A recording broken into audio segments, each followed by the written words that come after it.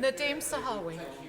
Speaker, and I thank you for your patience and generosity. I had to sprint across to St Thomas's and back when my wife was having a scan. We're expecting our third child. The supporters of this bill, Madam Deputy Speaker, would have the country believe that those who are opposed to it are opponents of democracy itself. Today I stand to refute this ugly caricature. No one in this House is more committed to British democracy than I. My family immigrated to Britain from an Iraq where democracy was only spoken of behind closed doors, late at night, amongst trusted friends.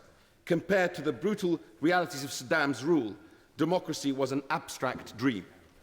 Yet here in Britain, there was a constitutional order which made democracy real, concrete, embedded in the very fabric of our national life.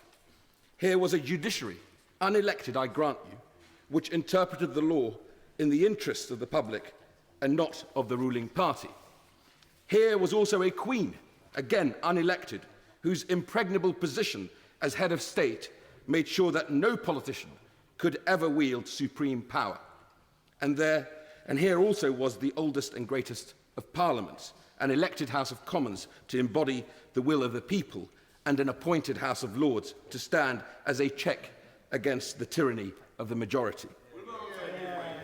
I will give you. Does he share my view that it's in the balance of these extraordinary institutions and in their distinctive history that so much of the kind of genius of our history has been located? That is exactly right. I thank my honourable friend for that intervention. This is exactly the constitution that I believe in, and this is the constitution I will defend. This is not, as my honourable friend, the Minister for Political and Constitutional Reform, has said, some silly game. If recent events in the Arab world have shown us anything, it's that democracy is not just about holding elections. It's also about building institutions which ensure the whole of society is represented regardless of who's in power. The question we should ask ourselves today is, will British society be better represented by 360 more career politicians accountable to no one but their party? Madam Deputy Speaker, I am not complacent about the state of our democracy. I know that Parliament currently faces a crisis of legitimacy in the eyes of the country. But the cause of that crisis is not the other place. No. It's that deeply damaging sense that politicians here in this House are out of touch.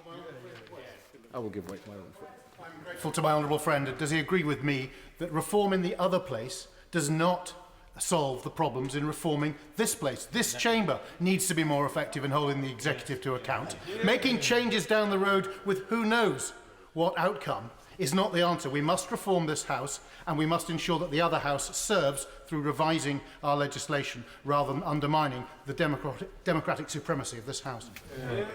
I thank my honourable friend for that intervention. He's absolutely right. Part of the reason why we're perceived to be out of touch in this place is that people feel that we put party interest before those of our country, that we care more about securing a party political legacy than growth capital for our businesses or good local schools for our children.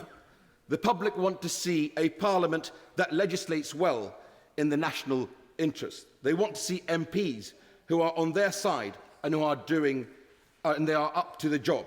They do not want to see, and they certainly don't want to pay for, more politicians and more party patronage.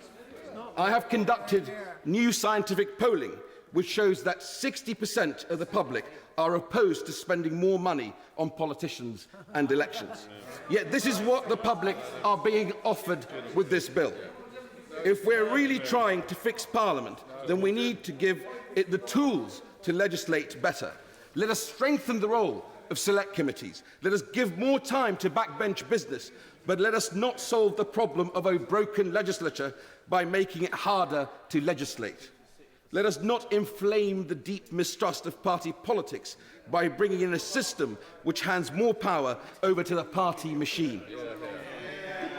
Madam Deputy Speaker, I am a loyal critic of the other place. The White Paper says that it performs its role of scrutiny and revision with distinction, and yet I know there is much that we could do to improve it. reduce the number of peers, abolish prime ministerial patronage, remove the final hereditary peers, increase the professional expertise which already makes such a great contribution to the quality of parliamentary debate. I have argued and will continue to argue for all this and more. But subverting the primacy of the Commons is not the answer to reform. The government knows that it would be impossible to write the conventions governing the relationship between Lords and Commons into law. As a result, the only protection against a legislative gridlock between the two houses would be the good faith of the new senators. We'd have to require 360 career politicians to promise not to use their new democratic mandate to oppose the will of the Commons. And if one day, in the future, this House were to be legislating on military action, for example, or on an emergency budget, situations where time is of the essence, Madam Deputy Speaker, we would run the risk of costly delay as our new senators discovered the power and publicity that this mandate conferred. Of course, we could always use the Parliament Act to ram a bill through this House of Senators, but that hardly seems to signify a new era of democratic accountability to me. Indeed, how ironic that the supporters of a bill to reform our democracy are refusing to take their argument to the country. The claim that the choice was put to the public at the general election does not hold up either. Where was the choice when all the main parties were offering it in their manifesto? The polling overwhelmingly shows that an elected Lords is not a priority. Does it stretch belief that voting intentions may have been dictated largely by what our parties were promising to do on the economy and public services and not on constitutional reform? A referendum would ensure that the public have all the facts before making their choice known. In the same polling I quoted earlier, even Liberal Democrat supporters for these proposals fell to just 29% once the costs of elections were factored in. I know that many of my colleagues will have been urged to express their concerns at the bill's third reading. However, those suggesting that approach are being disingenuous at best. Unless a referendum clause is added now, there is no guarantee that it will be added later.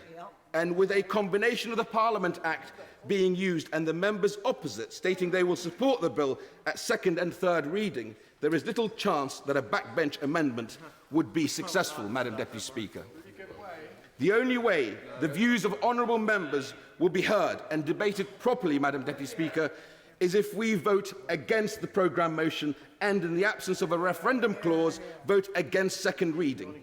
Anything else is merely a protest vote, not one that will make a difference. Thank you, Madam Deputy Speaker.